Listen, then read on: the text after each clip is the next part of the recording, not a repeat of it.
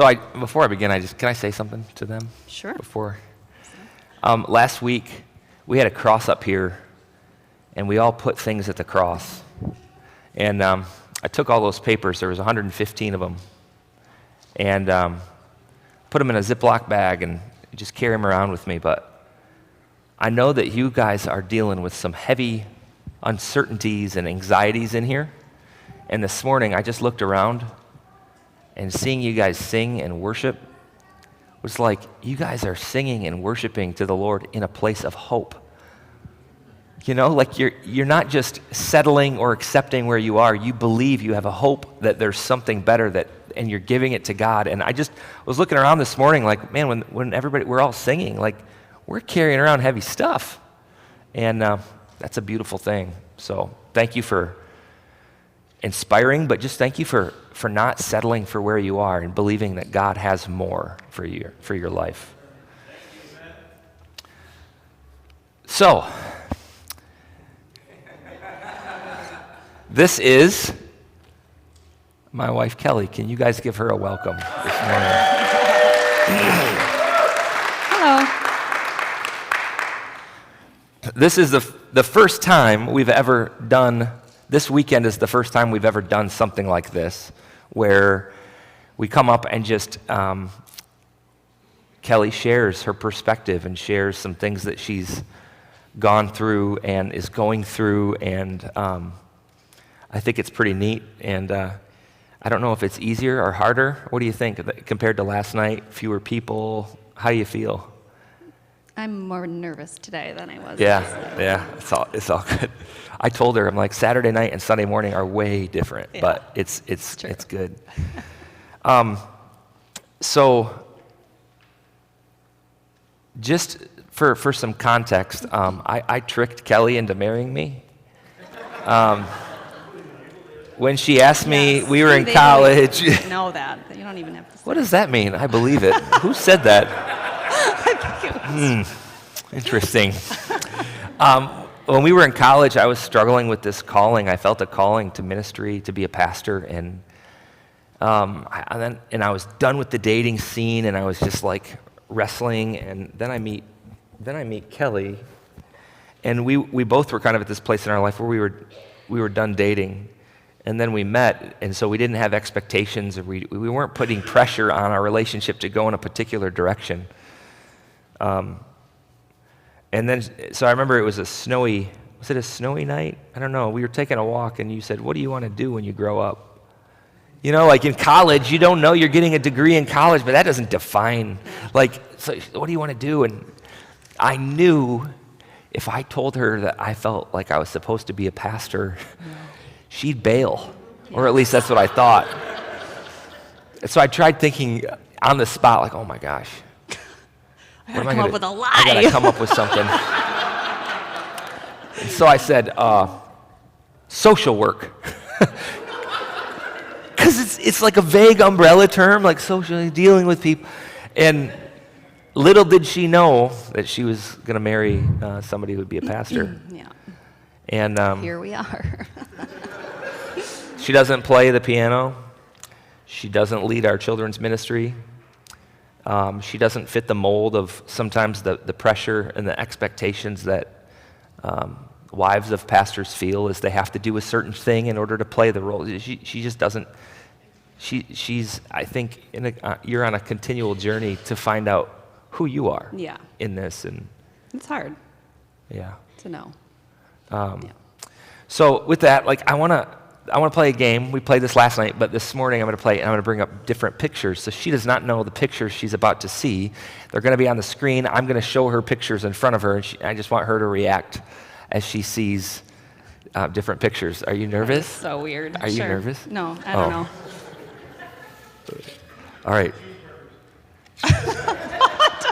All right. Cheeseburgers. It was the same person that said the last thing, isn't it? All right, this is the first picture. Mountain Town Station, Mount Pleasant. What was that noise? Watch how you respond to my wife's pictures, man. Okay. And what was going on? Do you remember what was going on in that picture? I think we were with Mom and Dad. We had gone out to dinner with them, and it was, I don't know, spring. Was this just after we ran a half marathon? The half marathon. Mm-hmm. So we're both sore, and were we married there? No. I can't remember, man, at all. No. We were dating. We were dating? Mm-hmm. Okay. What year would that have been, in 2008? Mm-hmm. 2008. Wow. All right. Here's the next one. This is number 2. Oh.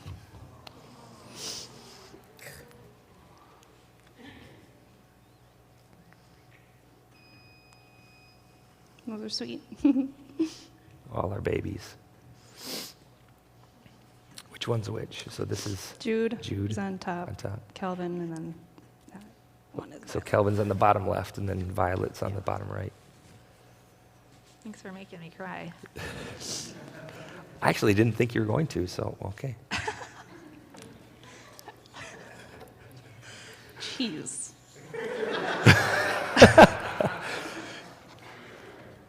All right. Where's that? Number 3. Aw. That was at your old house, Mom. What? Fall. So the reason I picked this picture to show you is because He was really skinny with bald head. I lost I've talked about how I was the pastor of Impact Saranac, and things were crazy there. And in this picture, I'd lost 30 pounds from stress and anxiety. And so I was a rail. I had a front tooth that fell out, no joke. So I have a fake tooth in that picture. My hair is bald. It sounds jacked up what stress can do to you, but the reason I show this picture is because you've stuck with me and with our family through some pretty crazy stuff. Mm-hmm. Yeah. All right, there's number 4. Aw, that looks pretty good. You've always done crafts so well with the kids, wanting to do things like that. One of the things about Kelly is she's so festive. I'm not. And I think but I at first I thought it was, I don't know. I just wasn't used to that, but I appreciate it so much, the way you interact with the kids. You build up birthdays and holidays and create special moments like that. Yeah. All right, here's number 5.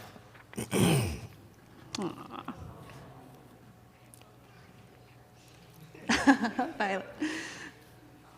That's sweet. That's my mom and my mom's mom, my Grandma Terry, and me with Violet. That's precious. 4 generations, huh? Yeah. Okay, here's number 6. Oh, jeez. That is so horrible. That is mean. Mean. That is not right. So we were trying to take a nice selfie.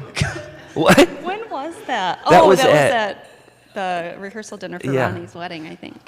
So we were trying to take a nice selfie because we dressed up, had dinner that night, Embarrassing. and then Megan, her sister, kind of like dropped in, and then Kelly made I this probably face got like, mad "Oh at my her." gosh!" I had to show that. Oh, Had to do it. terrible. So sorry. That was Number Mother's 7. Day last year. Yep. It's pretty. And then this is the last one. Oh, yeah. My favorite.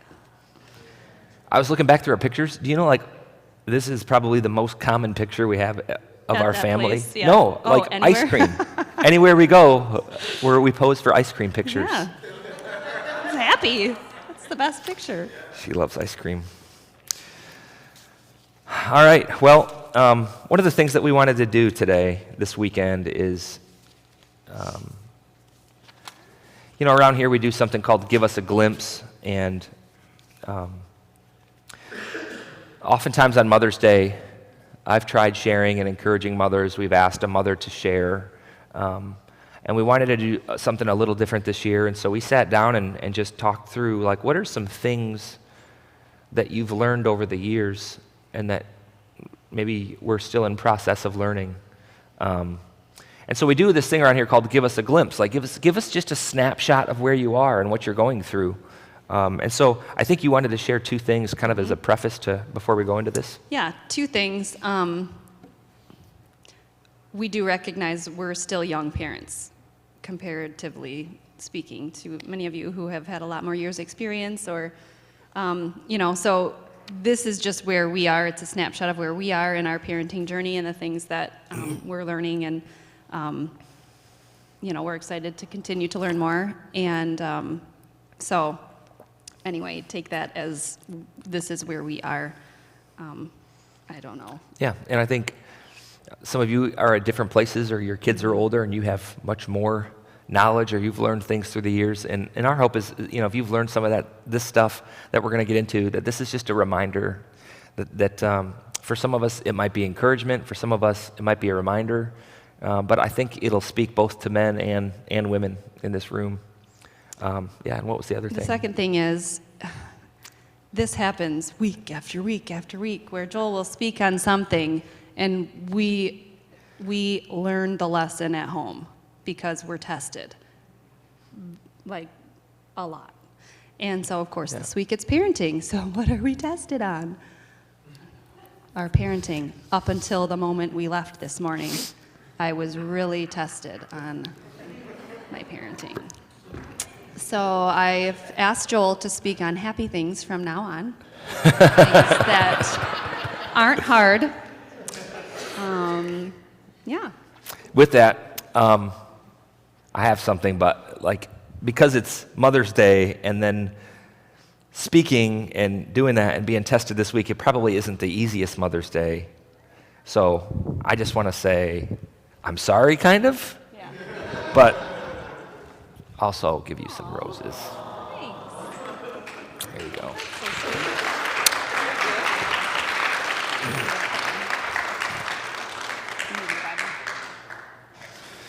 You're welcome. All right, so as we were talking this week, or past couple weeks really, you came up with just some things we're kind of calling it's advice to your younger self. Mm-hmm. And there's 5 things that you want to share. I guess I'll let you kind of lead the way. As a mom of young children, I feel, and at this point in my journey, I had mostly stayed home with them. And it's the mundane, in and out of every day, the same thing. It was diapers and feeding and cleaning and all of that over and over and over again. And so you just kind of just continue to go through the motions and wonder if you're actually making a difference at all in anyone's life, especially your children or your own or your husband or whoever. And you lose that sense of accomplishment, maybe. I know I did. And Joel would come home and he would tell me about great conversations he's had, or just things going on in work life, in the life outside of home, and make it seem very important. His work is very important, and he would tell me that. And it would make me feel like my work is less important. And then you feel like you just get into that like slave mentality, like my job is literally to clean up after everybody all the time. And I get no appreciation. And so it took me a long time to realize that my job is probably the most important one.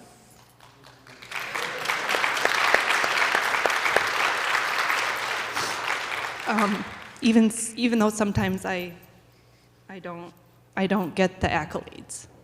I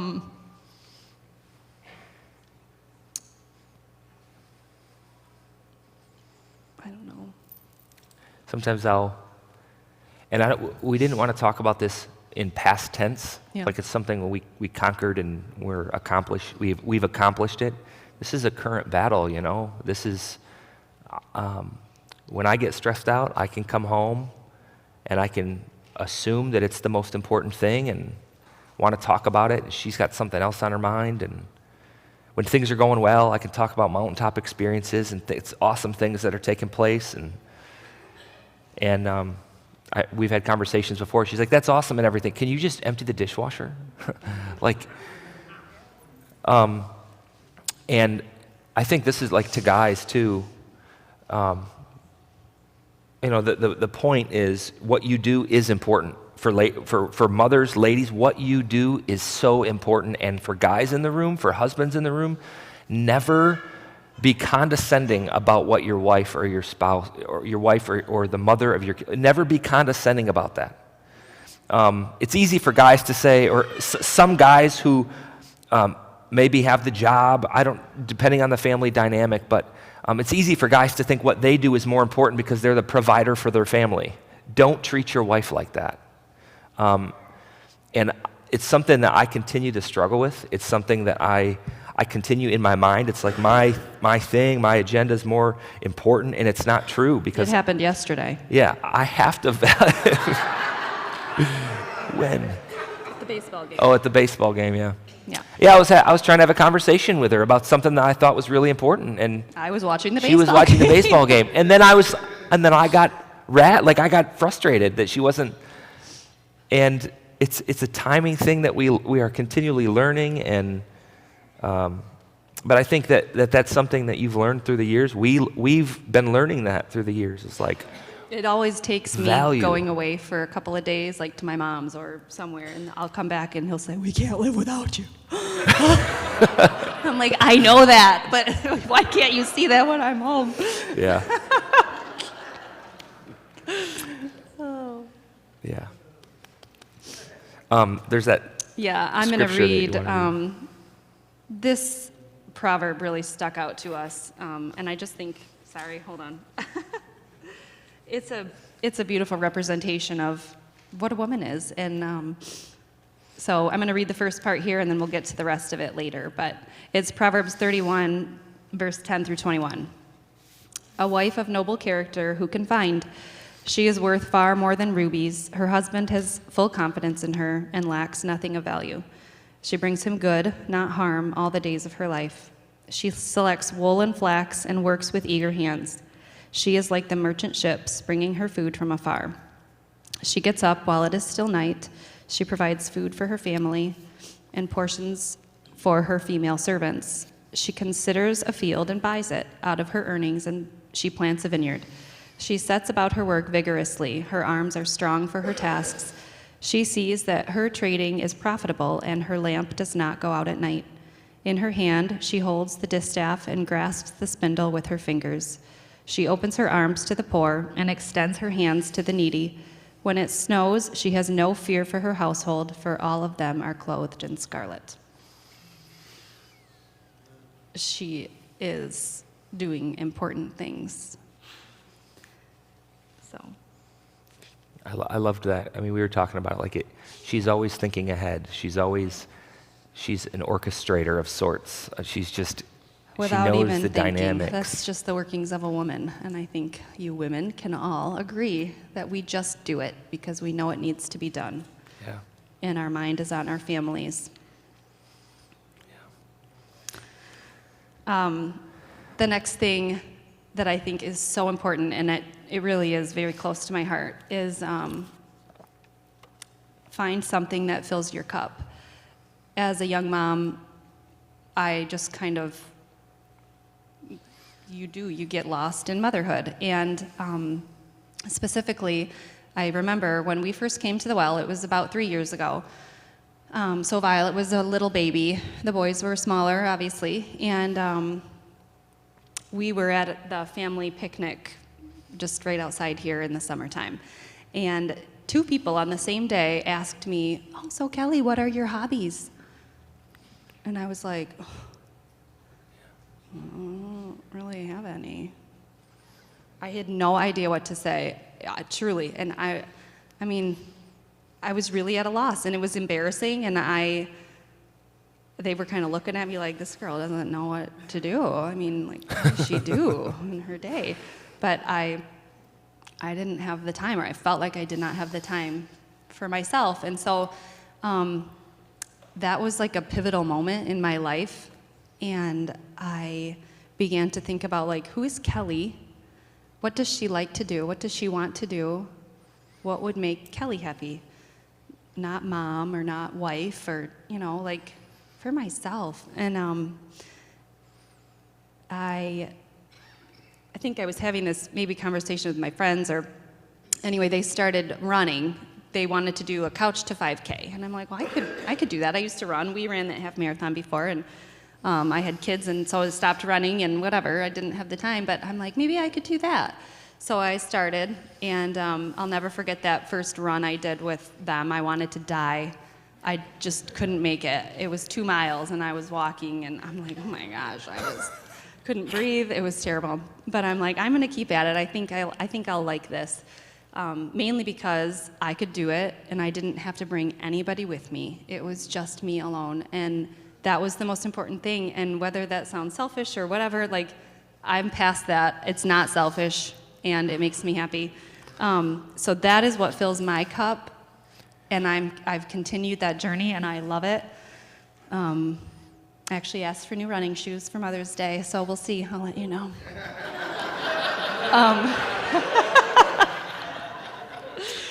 So that was, like I said, that was a pivotal moment, and I'm so glad that those people asked me. I don't even remember who it was. I'm so glad that they asked me what my hobbies were, because it was eye-opening, and I needed that, to not get lost in my kids or my husband, but I needed something for myself. So that's something that I encourage you to do. If you don't have that, if you don't have a hobby, find something that makes you happy and brings you joy, and whatever it is, if it's a bath every night or a walk in the woods, or I don't know. The possibilities are endless. Whatever makes you happy and really brings you that joy, because we can pour out and pour out and pour out like we do every single day to our kids and those around us. But if you're not doing something that fills you back up, it's not okay. Yeah. You're going to end up in a really dark place. And I was there. And that's not fair.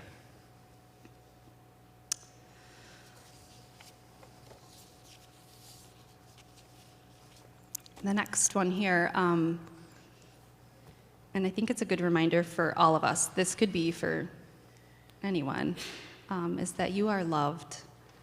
And specifically for moms, my idea was that you're loved by your kids, unconditionally. And there are days where I do not react in the way that I should toward them. I yell when I shouldn't, or I don't know. It's just not easy. Those tensions, it just builds up, and then what happens when you just want to explode? And so there's days where I'm like, oh my gosh, they don't deserve to have me as a mom. Like, I did not treat them the way they deserve to be treated. But at the end of the day, tucking them in at night, I'll apologize for whatever if I've done something to them or yelled at them or whatever, but they still love me. I am their world, and thank God that they still love me. I don't know how I deserve that sometimes. But to see their sweet little eyes look at me, I'm their hero and their mama, and I try to do better. I do. But we all fall.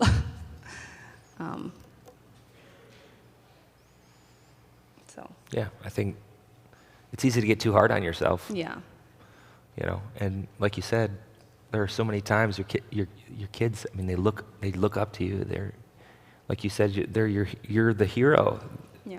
You're their world, and it's easy to be self-condemning, and you messed up, or you spoke too loudly, or you yelled, or whatever, and then you're hard on yourself, and it's like, no, they still cherish you. They're still looking at you with love. They're still, and I think that was more, that point was just to get over the self-defeating mentality. Yeah. Like I mean, look at her down there. Like she just loves you. Yeah. The next thing here, to regularly build up the faith of your kids.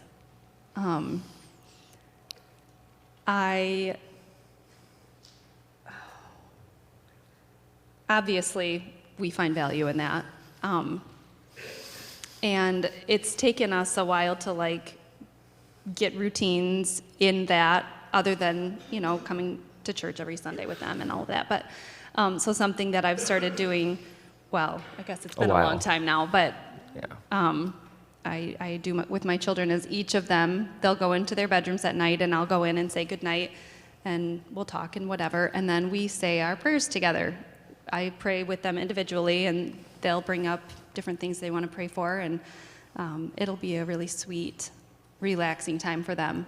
And what I've found now is on the nights where it's late or I'm just tired and done and Like last night. yeah.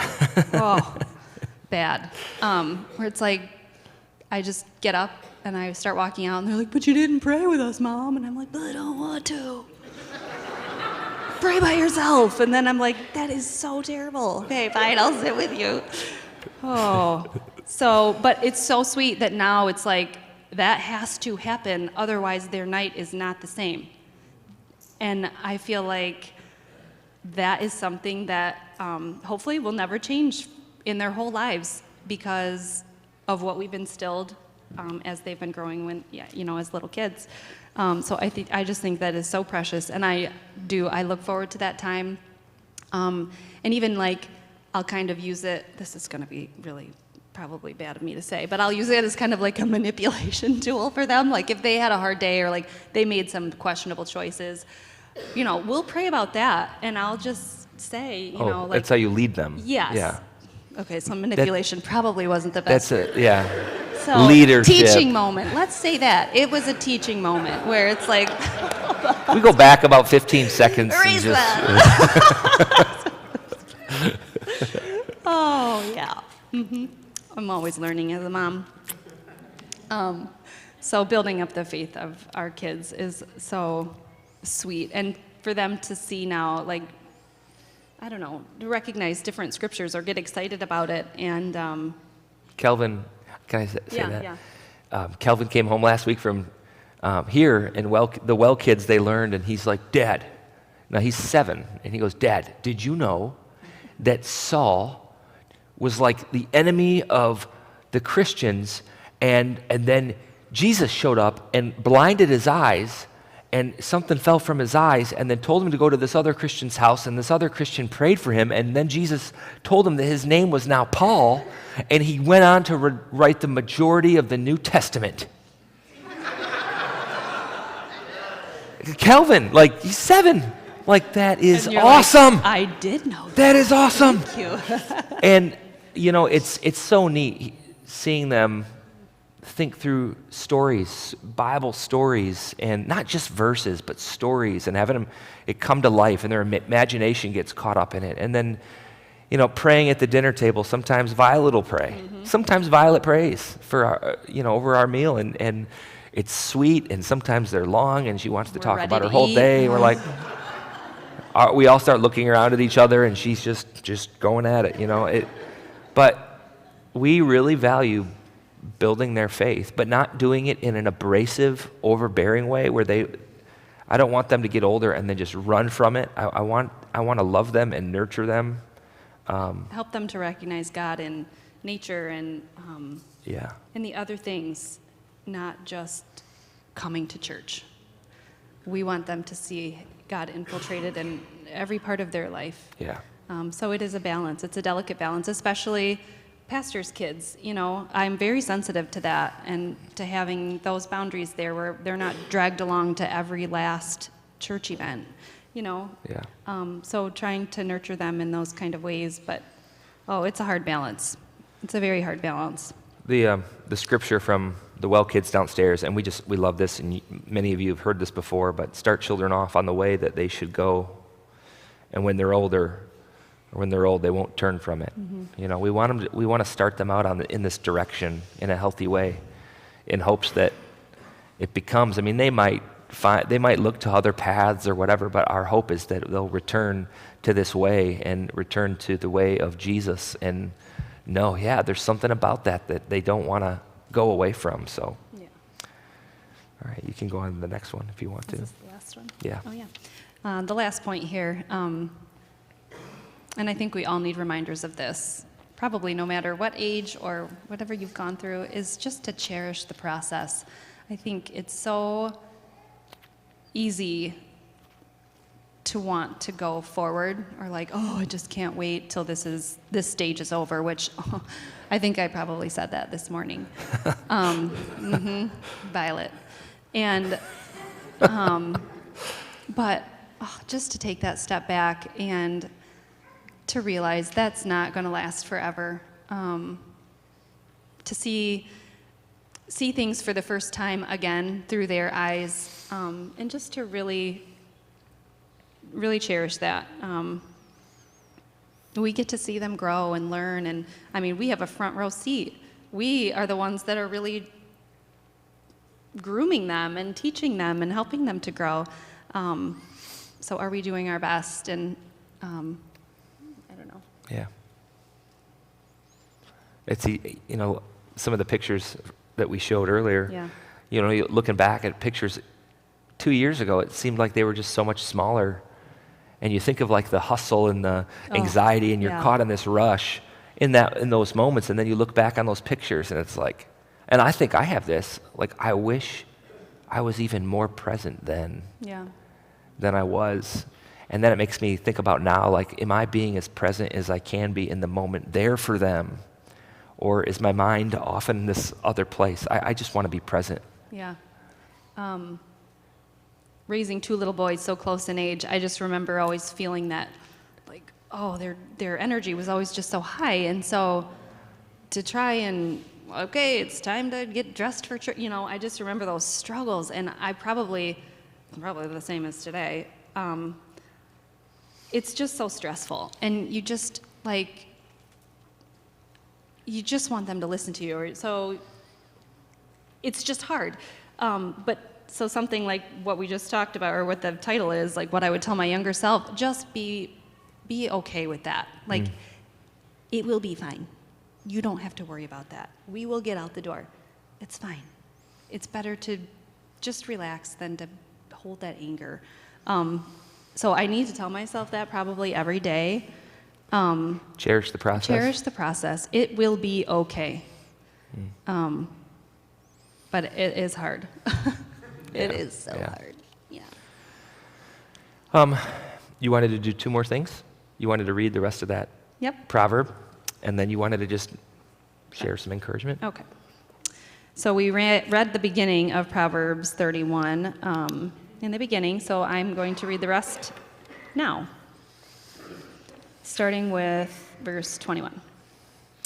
When it snows, she has no fear for her household, for all of them are clothed in scarlet. She makes coverings for her bed. She is clothed in fine linen and purple. Her husband is respected at the city gate, where he takes his seating among the elders of the land. She makes linen garments and sells them, and supplies the merchants with sashes. She's clothed with strength and dignity. She can laugh at the days to come. She speaks with wisdom, and faithful instruction is on her tongue. She watches over the affairs of her household and does not eat the bread of idleness. Her children arise and call her blessed. Her husband also, and he praises her. Many women do noble things, but you surpass them all. Charm is deceptive and beauty is fleeting, but a woman who fears the Lord is to be praised. Honor her for all that her hands have done, and let her works bring her praise at the city gate. I just think that is a beautiful representation of a woman. When I was reading through this a couple weeks ago, it's listing like all the things she does, and without even really thinking, But where my mind went was like when we have a babysitter for the kids and I'm writing out all the things like that you do for them in a day, and it's like, oh my gosh, I really do a lot. And these kids require just some weird things. Like, but it just made me think of that, and I thought that was kind of funny that my mind went there, of course. But anyway, I just wanted to encourage you. What you do matters. Even in the part where it talks about respecting her husband, and he is what does it say? I don't know, in the city. Where is that? Anyway. Yeah. But what you do matters. What you do is enough. We are an incredible, I don't know what I'm trying to say. Women are incredible, and my hope today is that you feel that. You feel blessed, you feel loved, and you feel appreciated because you are so important to the lives of those around you. Good. The worship team can come up. I just would like to pray, and then I'd like to pray for the women in this room, and then we'll just continue to sing. But as we sing together and as we go back into some songs, I just encourage you to think about your mom, think about a woman or a motherly figure in your life, and just cherish, be grateful for them because they do so much. You do so much. You pour yourself out. You do things that you don't even know you do. You just do it because you love. And so let me pray, and then we'll sing some more songs together. Okay, you can do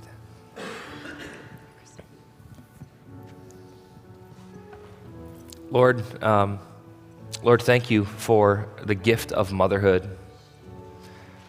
Lord, I just want to take a second and pray for anyone who is having a hard day today. Sometimes we can celebrate Mother's Day and we can talk about how stories of our mom or our wife or all these things, we can talk about them and not be sensitive to those who struggle on Mother's Day. Maybe somebody here in this room, Lord, lost their mom recently and today just brings that up, and it's just a hard, heavy day. Lord, maybe somebody here wants to be a mom so bad, but they can't for one way, shape, or form. And so Mother's Day brings that hurt up. Lord, I pray that you would comfort every single person in this room who struggles on Mother's Day. And Lord, I ask that you shift our hearts so that we can look to the mother of our children or our own moms and appreciate who you created them to be and who they are to us. Lord, thank you for your love that is expressed in motherhood. Thank you for your love and how we need it. We need it from motherly people. So Lord, be with our church today. May our mothers just feel honored and blessed. And be with us as we continue to sing and praise you in Jesus' name. Amen.